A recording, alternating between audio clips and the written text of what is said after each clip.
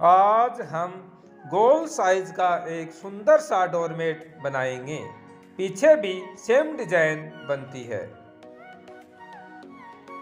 Doormat में किसी प्रकार का कोई झोल नहीं है।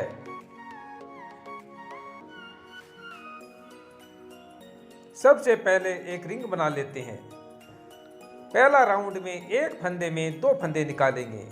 फिर 2 राउंड में एक फंदे में से एक ही फंदा निकालेंगे।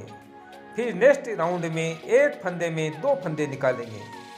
फिर 2-3 राउंड में एक फंदे में एक ही फंदा निकालेंगे। फिर नेक्स्ट राउंड में एक फंदे में 2 फंदे निकालेंगे। फिर आगे 2-3 राउंड में एक फंदे में एक फंदे निकालेंगे। इस प्रकार से हमारा डोरमेट इस नियम के अनुसार बनाते रहते हैं। आज हम 2 कलर की 2 पट्टियाँ ली है। इनकी चौड़ाई 5 इंच ली गई है और सभी पट्टियाँ साड़ी की ली गई है और सभी पट्टियों की लंबाई साड़ी की लंबाई के अनुसार कैंची की सहायता से काट लेते हैं। दोनों पट्टियों के हिस्से को लेते हैं और 3 अंगुलियों पर एक राउंड लगाते हैं। दूसरे हिस्से पर एक सेफ्टी पिन अटैच कर लेते हैं और सेफ्टी पिन की सहायता से 3 अंगुलियों पर नोट लगाते हुए एक रिंग की गुथाई कर रहे हैं वीडियो रिकॉर्डिंग के अनुसार।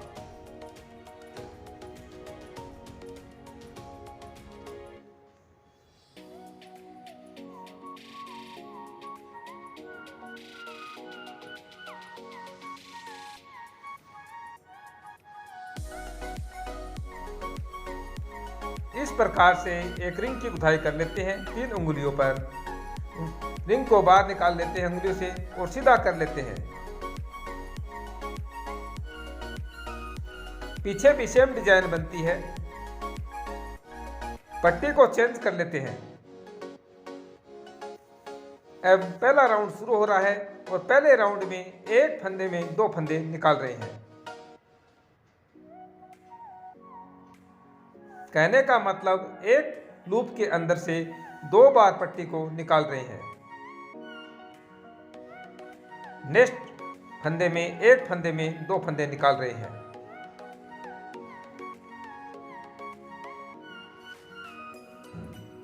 नेक्स्ट अगले फंदे में से 2 फंदे निकालेंगे। एक फंदा निकाल चुके हैं, उसी में से दूसरा फंदा निकाल लिया है। नेक्स्ट एक फंदे में 2 फंदे निकाल रहे हैं। एक फंदा निकाल चुके हैं, उसी में से दूसरा फंदा निकाल लिया है।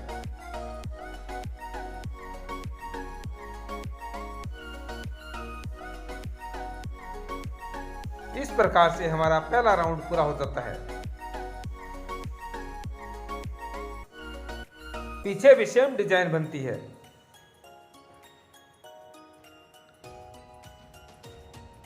राउंड पूरा होने के बाद में पट्टी को चेंज कर लेते हैं।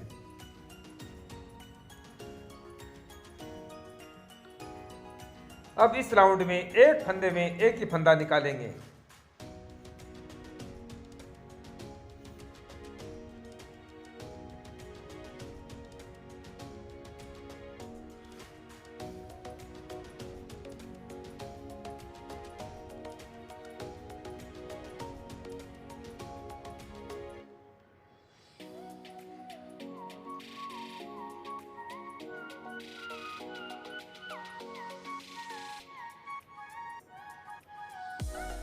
इस प्रकार से हमारा दूसरा राउंड पूरा हो जाता है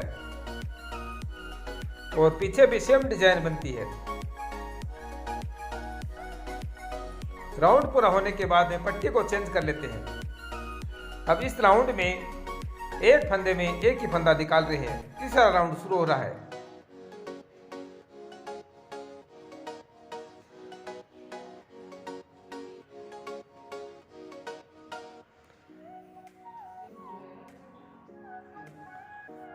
पट्टी खत्म होने के बाद में दूसरी पट्टी को सुई धागे की सहायता से अटैच कर देते हैं। सिलाई कर लेते हैं।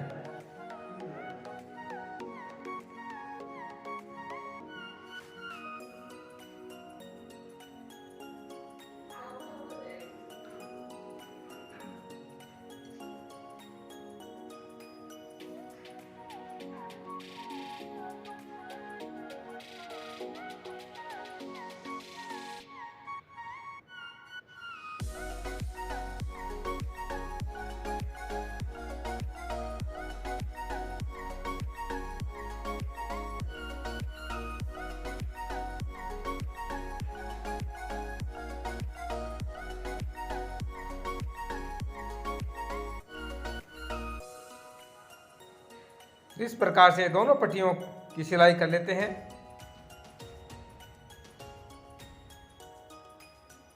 और इस राउंड में एक फंदे में एक ही फंदा निकाल रहे हैं। इस प्रकार से हमारा तीसरा राउंड पूरा हो जाता है। पीछे भी सेम डिजाइन बनती है।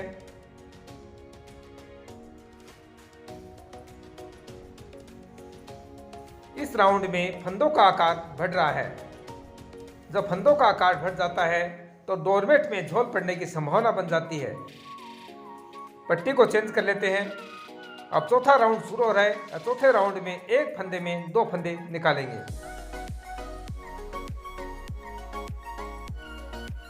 एक फंदे में दो फंदे निकालने से तो डोरमेट में आने वाला झोल भी दूर हो जाएगा और डोरमेट का आकार भी बढ़ेगा।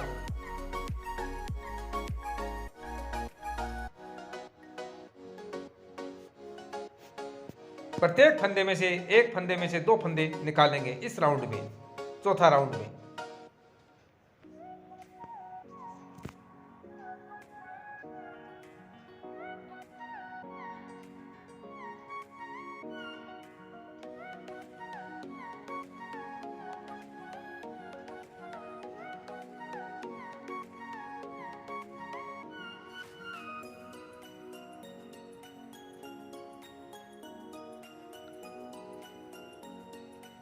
इस प्रकार से हमारा चौथा राउंड पूरा हो जाता है।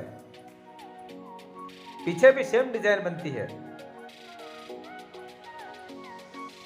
अब फंदों का आकार आधा हो चुका है कि एक फंदे में दो फंदे से फंदे निकालने से तो फंदों का आकार आधा हो चुका है।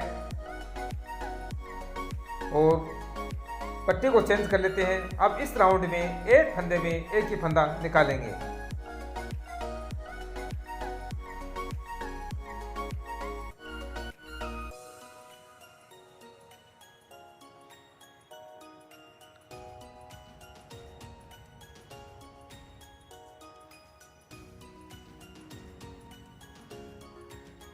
इस प्रकार से दो तीन राउंड लगा लेते हैं।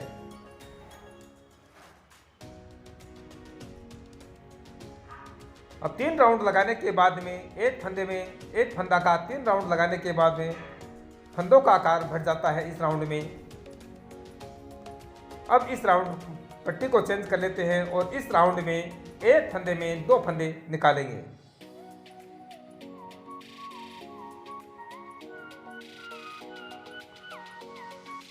तो डोरमेट में जो झोल पड़ने की संभावना बन जाती है, तो अब इस राउंड में एक फंदे में दो फंदे निकालने से डोरमेट में झोल पड़ने की संभावना दूर हो जाएगी और डोरमेट का आकार भी बढ़ जाएगा।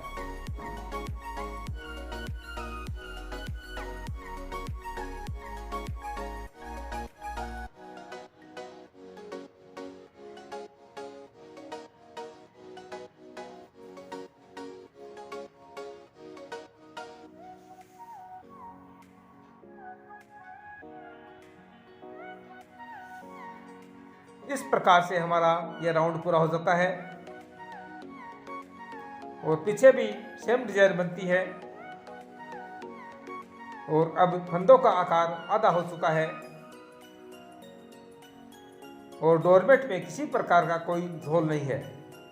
राउंड पूरा होने के बाद में पट्टी को चेंज कर लेते हैं। अब इस राउंड में एक फंदे में एक ही फंदा निकालेंगे।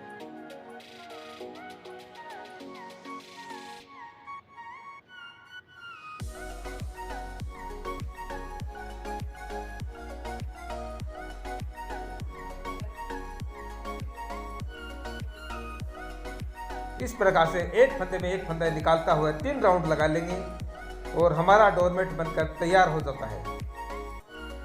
पीछे भी सेम डिजाइन बनती है और डोरमेट में किसी प्रकार का कोई झोल नहीं है। इसी नियम के अनुसार डोरमेट जितना बड़ा बना सकते हैं उतना बड़ा बना सकते हैं।